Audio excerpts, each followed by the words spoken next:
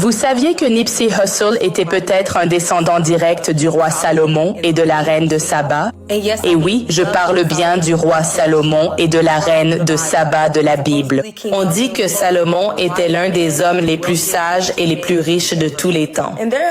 Des théories suggèrent que Nipsey Hussle serait lié à Salomon et à la reine de Saba à cause de l'empereur Haïlé Sélassié.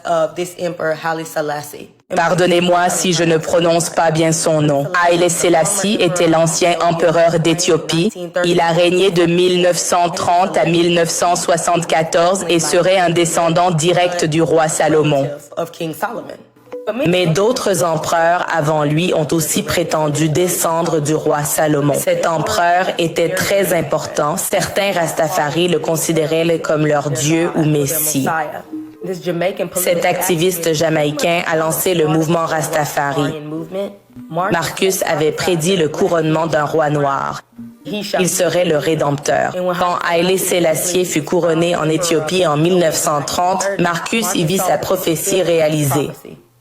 Beaucoup de Rastas croient que Haïlé Sélassié est le Messie ou le retour du Christ.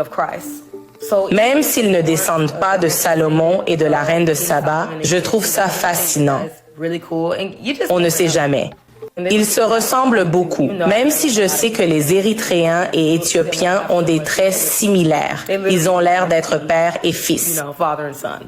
Dites-moi ce que vous en pensez si vous connaissez cette histoire où l'Éthiopie et l'Érythrée.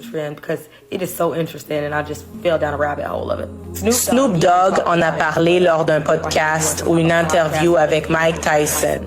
Dites-moi ce que vous en pensez. He looks like him. He's a first descendant of him. But he looks like those guys. Eritrean. He is Eritrean. Yeah, that's what his nationality is. Tell us about him. Ethiopian. That's Solomon's bloodline. Oh, wow. King Solomon. The king of all kings.